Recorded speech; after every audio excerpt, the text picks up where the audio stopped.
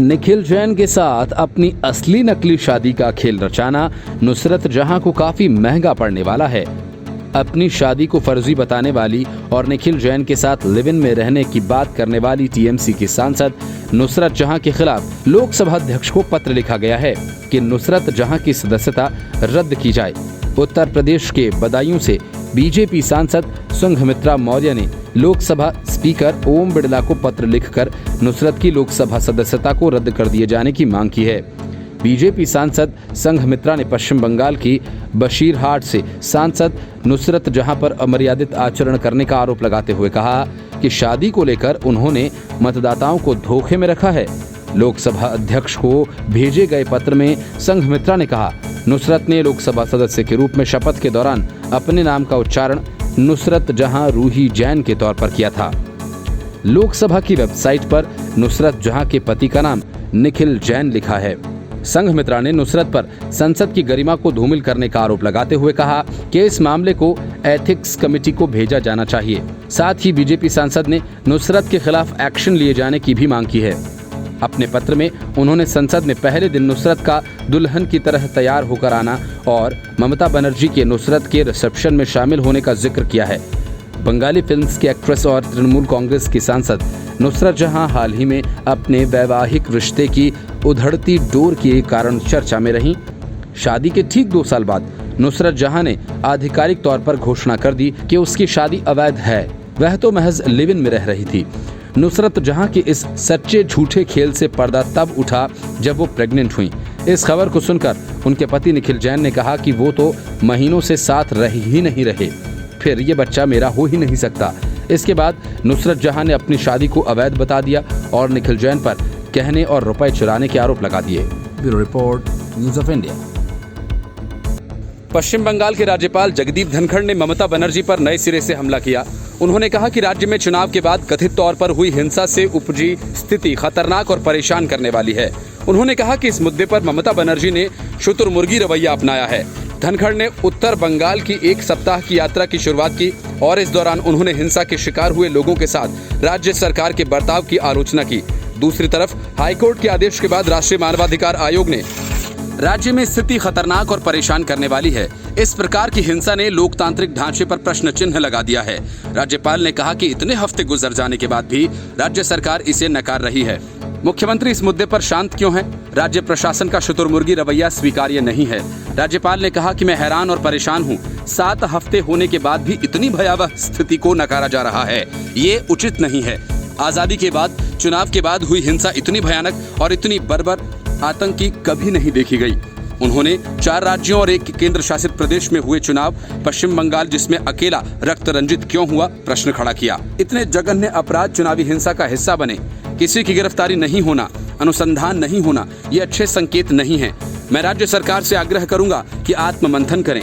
दूसरी तरफ पश्चिम बंगाल में चुनाव के बाद हुई हिंसा के मामलों की जांच के लिए राष्ट्रीय मानवाधिकार आयोग ने समिति का गठन कर दिया है। कलकत्ता हाईकोर्ट की ओर से दिए गए आदेश के बाद यह समिति बनाई गई है जो हिंसा के मामलों की जांच करेगी और कोर्ट को रिपोर्ट सौंपेगी। समिति के गठन का विरोध कर रही बंगाल की सीएम ममता बनर्जी के लिए इसे करारा झटका माना जा रहा है। इससे पहले हाई कोर्ट ने टीएमसी की उस अर्जी को खारिज कर दिया जिसमें 18 जून के आदेश को रोकने की मांग की गई थी, जिसके तहत समिति के गठन का फैसला किया गया। मानवाधिकार आयोग के chairperson retired justice Arun Mishra ने समिति का गठन कर दिया है। इस 7 सदस्यीय समिति में अल्पसंख्यक आयोग के उपाध्यक्ष आतिफ रशीद, महिला आयोग के सदस्य राजुलबेन एल देसाई, पश्चिम बंगाल मानवाधिकार आयोग के रजिस्ट्रार प्रदीप कुमार पंजा को शामिल किया गया है।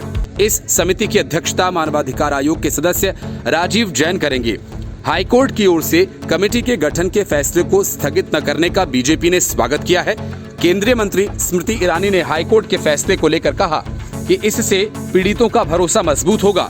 इसके साथ ही स्मृति ईरानी ने ममता बनर्जी पर वार करते हुए कहा कि आखिर वह कितने रेप होने तक चुप रहेंगी। ईरानी ने कहा, उन्होंने आज तक नहीं देखा कोई सीएम सिर्फ इसलिए लोगों को मरता हुआ देखता रहे क्योंकि उन्होंने उसे वोट नहीं दिया था। Bureau report, news of India. Nandigram में शुवेंदु अधिकारी के हाथों मुंह की खाने के बाद से सिर्फ टीएमसी ही नहीं बल्कि ममता बनर्जी भी बदले की आग में जल रही हैं। वो चाहती हैं कि जैसे भी हो शुवेंदु अधिकारी नाम का कांटा निकल जाए। इसी वजह से ममता बनर्जी कलकत्ता हाईकोर्ट में शुभेंदु अधिकारी का चुनाव रद्द करवाने के लिए पहुंच गईं। खैर, वो मामला तो हाईकोर्ट में है, जिसमें खुद ममता बनर्जी को अदालत में हाजिर होना है। लेकिन शुभेंदु अधिकारी से बदला चुकाने की बेताबी में ममता बनर्जी ने उनकी सुरक्षा वापस ले ली। बंगाल के नेता विपक्ष होने के नाते बंगाल सरकार की तरफ से शुभेंदु अधिकारी को राज्य सरकार की तरफ से सुरक्षा कवर दिया गया था, लेकिन ममता बनर्जी ने अपनी मनमानी करते हुए सुरक्षा कवर वापस ले लिया। इस बात को लेकर कलकत्ता हाईकोर्ट ने ममता बनर्जी सरकार से सवाल किया। शुभेंदु अधिकारी की याचिका पर सुनवाई करते हुए हाईकोर्ट ने पश्चिम बंगाल के सुरक्षा निदेशक को ये बताते हुए रिपोर्ट दाखिल करने का आदेश दिया कि राज्य सरकार द्वारा उन्हें दिया गया सुरक्षा कवर वापस क्यों लिया गया। हाईकोर्ट ने मामले की आगे की सुनवाई के लिए 24 जून की तारीख दी है। बता दें कि शुभेंदु अधिकारी को केंद्र की ओर से Z श्रेणी की सुरक्षा प्रदान की गई है। दूसरी ओर से राज्य सरकार की ओर से भी उन्हें सुरक्षा कवर मिल रही थी। शुभेंदु अधिकारी फिलहाल बंगाल में नेता विपक्ष हैं। शुभेंदु ने बंगाल विधानसभा चुनाव में नंदीग्राम की सीट पर ममता बनर्जी को मात देते हुए जीत हासिल की है। इधर कलकत्ता उच्च न्यायालय ने विपक्ष के नेता शुभेंदु अधिकारी के नंदीग्राम विधानसभा सीट से निर्वाचन को चुनौती देने वाली पश्चिम बंगाल की मुख्यमंत्री ममता बनर्जी की याचिका पर सुनवाई 24 जून तक के लिए स्थगित कर दी है। ममता बनर्जी के वकील ने न्यायमूर्ति कौशिक चंदा की पीठ के समक्ष मामले को पेश किया। न्यायमूर्ति चंदा ने याचिकाकर्ता के वकील को चुनाव याचिका की प्रतियां प्रतिवादियों को देने को कहा और मामले पर अगली सुनवाई के लिए गुरुवार का दिन तय किया। Report, news of India. Sharad Pawar Mumbai से दिल्ली तो पूरे भरोसे से आए थे कि पूरा का पूरा विपक्ष उनके स्वागत में खड़ा मिलेगा। प्रशांत किशोर के साथ गुपचुप बैठकें करके शरद पवार को मोदी विरोधी मोर्चा तैयार करना था, ऐसा मोर्चा जिसमें कांग्रेस नहीं हो। लेकिन शरद पवार की कथित बैठक टाई फेश हो गई, क्योंकि पवार का साथ देने न तो अखिलेश यादव आए और न ही चंद्रबाबू नायडू। मायावती और के चंद्रशेखर राव को इस खेल में ज्यादा दिलचस्पी है ही भी नहीं, इसीलिए वे आए ही नहीं। कम्युनिस्टों ने शरद पवार को घास डालना जरूरी नहीं समझा, लेकिन सबसे बड़ा झटका शरद पवार को तब लगा जब उद्धव ठाकरे ने शरद पवार को ठेंगा दिखा दिया। मतलब कि महाआघाड़ी की जो सरकार महाराष्ट्र में चल रही है, उसकी दो सहयोगी पार्टियां शिवसेना और कांग्रेस पवार का साथ देने नहीं आई। एक को पवार ने बुलाया नहीं और दूसरा ऐन मौके पर छटक गया। इसी बात से अंदाजा लगाया जा सकता है कि महाआघाड़ी सरकार में किस हद तक खटपट है और कैसे तीनों पार्टियां एक दूसरे के साथ शय और मात का खेल खेल रही हैं। सत्ता से चिपके रहने वाले शरद पवार खुद को सियासत का चाणक्य मानते हैं। उन्होंने अपने आवास पर तमाम बीजेपी विरोधी पार्टियों के नेताओं को बुलाया, लेकिन इस बैठक में महाविकास आघाड़ी सरकार में शामिल शिवसेना का कोई प्रतिनिधि नजर नहीं आया। आखिर शरद पवार के नाम का माला जपने वाली शिवसेना बैठक में क्यों नहीं आई, इस सवाल का जवाब संजय राउत ने दिया। राउत ने कहा कि यह राष्ट्रमंच की बैठक है, कोई विरोधी दलों की बैठक नहीं है, इसीलिए इस बैठक में जाने का सवाल ही पैदा नहीं होता। उन्होंने कहा कि कांग्रेस और शिवसेना के बिना तीसरे मोर्चे का गठन संभव नहीं है। राउत ने कहा कि इस बैठक में कांग्रेस, समाजवादी पार्टी, बसपा, चंद्रबाबू नायडू, चंद्रशेखर राव कहाँ हैं? क्या उनका कोई अगला थर्ड फ्रंट है? राउत ने कहा कि यशवंत सिन्हा द्वारा गठित राष्ट्रमंच की बैठक है, मतलब कि यशवंत सिन्हा के राष्ट्रमंच के पर्दे के पीछे शरद पवार जो खेल करना चाहते थे वह हुआ नहीं। संजय राउत ने कहा कि शरद पवार से फोन पर इस मुद्दे पर चर्चा हुई थी, जिसमें यह पता चला कि यशवंत सिन्हा की राष्ट्रमंच के कुछ मुद्दे हैं जिन पर चर्चा होनी है। पवार देश के बड़े और अनुभवी नेता हैं, तमाम लोग सलाह मशवरे के लिए आते हैं। संजय राउत ने कहा कि मोदी विरोधी या बीजेपी विरोधी जैसे शब्दों का इस्तेमाल करना गलत है। देश को एक मजबूत विरोधी पक्ष की जरूरत है और इसी को बनाने का प्रयास शरद पवार कर रहे हैं। उन्होंने महाराष्ट्र बीजेपी के अध्यक्ष चंद्रकांत पाटिल पर भी निशाना साधते हुए कहा कि राज्य में शिवसेना और एनसीपी एक साथ है, इसीलिए बीजेपी सत्ता से बाहर है। ऐसे में उनके दुख को हम समझ सकते हैं। Bureau report, news of India. Delhi में 5 दिनों तक इंतजार करते रहने के बाद सचिन पायलट हाथ मलते हुए चुपचाप राजस्थान खिसक गए, लेकिन यह बात वे अच्छी तरह से समझ गए कि गांधी परिवार के आगे पीछे घूमते रहने से उन्हें तो कोई फायदा नहीं होने जा रहा। 1 साल पहले जिस अंदाज से सचिन पायलट विधायकों के साथ गुरुग्राम में आकर बैठ गए थे, आखिर उसकी सजा तो उन्हें मिलनी ही थी। लेकिन राजस्थान लॉक कर सचिन पायलट अब नए सिरे से अपनी टूटी कड़ियों को जोड़ रहे हैं, क्योंकि जिस अपमानजनक तरीके से उन्हें दिल्ली से वापस जाना पड़ा उसका अच्छा संदेश गया नहीं।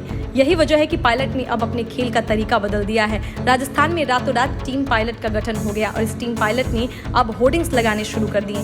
टीम सचिन पायलट की तरफ से होर्डिंग गांधीनगर के चाकसू विधायक वेद प्रकाश सोलंकी के आवास पर लगे हैं। होर्डिंग्स में एक रोचक स्लोगन लिखा है कि राजस्थान ने देखा, हम सब ने देखा। इस होर्डिंग पर पायलट के पीसीसी चीफ रहते हुए संघर्ष की फोटो भी होर्डिंग्स में लगाए गए हैं। निवेदक के तौर पर टीम सचिन पायलट लिखा गया है। हालांकि यह संगठन पहली बार सामने आया है।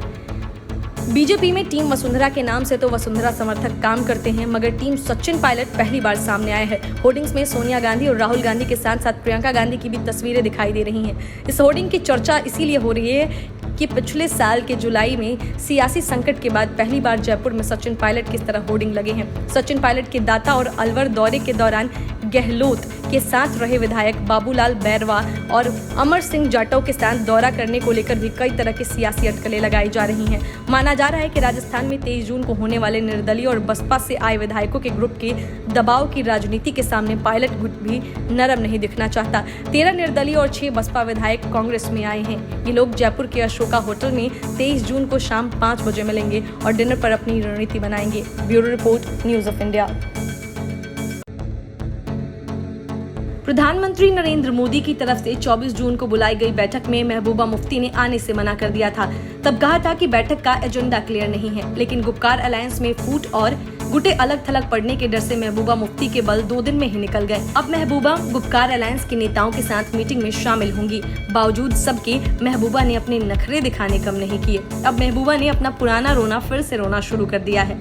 महबूबा मुफ्ती ने पाकिस्तान को लेकर अपना प्रेम जाहिर किया तो मुजफ्फर शाह ने आर्टिकल 370 का रोना रोया। गुपकार गैंग यानी people's alliance for the Gupkar declaration के मुखिया पूर्व सीएम फारूक अब्दुल्ला है। इसमें national conference, PDP, CPIM, Jammu और कश्मीर पीपुल्स मूवमेंट और जम्मू और कश्मीर आवामी नेशनल कॉन्फ्रेंस शामिल है। प्रधानमंत्री नरेंद्र मोदी के साथ ऑल पार्टी मीटिंग में फारूक अब्दुल्ला और महबूबा मुफ्ती सहित इस गठबंधन के सभी प्रमुख नेता मौजूद रहेंगे। हालांकि मीटिंग से पहले ही गुपकार गैंग ने साफ कर दिया कि वह भारत सरकार द्वारा खत्म किए गए अनुच्छेद 370 और अनुच्छेद 35A पर कोई समझौता नहीं करेगा। फारूक अब्दुल्ला के घर पर गुपकार की मीटिंग के बाद मुजफ्फर अहमद शाह ने कहा कि आर्टिकल 370 और 35A पर कोई समझौता नहीं होगा। इससे पहले पीएजीडी के प्रवक्ता मोहम्मद यूसुफ तारिगामी ने कहा था कि पीएजीडी के सभी नेताओं को निमंत्रण दिया गया है और इस बैठक में सभी के शामिल होने की संभावना है, लेकिन इसकी रणनीति को लेकर गठबंधन के नेता ही निर्णय लेंगे। Bureau report, news of India. Pratap Sarnaik को उद्धव ठाकरे को लिखी चिट्ठी को शिवसेना ने ऐसा दिखाया जैसे वो उसे हल्के में ले रही हो। संजय राउत ने भी एक तरह से प्रताप सरनाइक को सियासत का कच्चा नींबू बता दिया, लेकिन हकीकत कुछ और है। सरनाइक की चिट्ठी से शिवसेना में हड़कंप मच गया है, क्योंकि प्रताप सरनाइक कोई मामूली विधायक नहीं है, वे उद्धव ठाकरे के खास है। लेकिन सरनाइक ने न तो उद्धव ठाकरे से मिलने की सोची और न ही चिट्ठी पार्टी के दफ्तर में भेजी। चिट्ठी भेजी तो सीधे सीएम ऑफिस में। इसीलिए सरनाइक की बातों में गहरे मायने हैं। सूत्रों का कहना है कि शिवसेना के कार्यकर्ता और पदाधिकारी इस तरह के पत्र नहीं लिखते हैं। यह हमारी पार्टी का चरित्र नहीं है। मुख्यमंत्री और पार्टी का नेतृत्व इसे गंभीरता से नहीं ले रहा है। वह केंद्रीय एजेंसियों की जांच से परेशान होकर ऐसा कर रहे होंगे। मंत्री ने यह भी कहा कि ठाकरे ने शिवसेना कार्यकर्ताओं के साथ बैठक कर बीएमसी चुनाव को लेकर चर्चा की। वहीं राजनीतिक विश्लेषकों की निगाहें भी इसी पर जमी हुई हैं, जिसके अनुसार अगर किसी पदाधिकारी को समस्या होती है तो वह सीधे पार्टी के नेतृत्व के पास जाता है। सीएम को पत्र लिखकर उसे वायरल करना साफ दर्शाता है कि शिवसेना के नेताओं और पार्टी नेतृत्व के बीच दूरी बढ़ी है। आपसी संवाद की कमी के अलावा विधायक की यह बात भी गौर करने लायक है कि वह अकेले ही संघर्ष कर रहे हैं, जबकि उनकी पार्टी सत्ता में है। सरनाइक ने एनसीपी और कांग्रेस पर गठबंधन सरकार को कमजोर करने का आरोप भी लगाया। शिवसेना सांसद संजय राउत और एनसीपी मंत्री हसन मुशर्रफ ने सरनाइक की बात को खारिज कर दिया, लेकिन हकीकत यह है कि कांग्रेस और शरद पवार के गले में हाथ डालकर जितनी आसानी से उद्धव सीएम बन गए, उतनी आसानी से जमीन की हकीकत नहीं बदली। वजह यह है कि जिस कांग्रेस और पवार विरोध के नाम पर अब तक शिवसेना सियासत करती रही, उसका क्या होगा? क्या शिवसेना के मतदाताओं ने भी उस हकीकत को स्वीकार कर लिया? इसका फैसला तो बीएमसी के चुनाव में ही हो जाएगा। राउत ने अपनी तरफ से यह भी स्पष्ट किया कि शिवसेना में किसी तरह की गुटबाजी नहीं है। साथ ही महाविकास आघाड़ी गठबंधन के सहयोगियों के बीच भी आपसी बॉन्ड मजबूत है। ठाणे के शिवसेना विधायक प्रताप सरनाइक और उनके बेटे का मनी लॉन्ड्रिंग में नाम आने के बाद ईडी ने उनके घर और फार्म हाउस पर छापेमारी की थी। उसके बाद से बीजेपी हमलावर है। सरनाइक का कहना है कि राज्य और केंद्र के संघर्ष के बीच वे पिस रहे हैं। सीएम ठाकरे को लिखे पत्र में उन्होंने कहा कांग्रेस अकेले चुनाव लड़ना चाहती है और एनसीपी शिवसेना से नेताओं को तोड़ने की कोशिश कर रही है। ऐसा लगता है कि एनसीपी को केंद्र से परोक्ष समर्थन प्राप्त है, क्योंकि उनके नेताओं के पीछे कोई सेंट्रल एजेंसी नहीं लगी है। प्रताप सरनाईक ने पत्र में आगे कहा कि हम आप पर और आपके नेतृत्व पर विश्वास करते हैं, लेकिन कांग्रेस और एनसीपी हमारी पार्टी को कमजोर करने की कोशिश कर रही है। बिना किसी गलती के सेंट्रल एजेंसियां हमें निशाना बना रही हैं। अगर आप पीएम मोदी के करीब आते हैं तो रविंद्र वायकर, अनिल परब, प्रताप सरनाईक जैसे नेताओं और उनके परिवारों की पीड़ा समाप्त हो जाएगी। यह कार्यकर्ताओं की भावना है। Bureau report, news of India.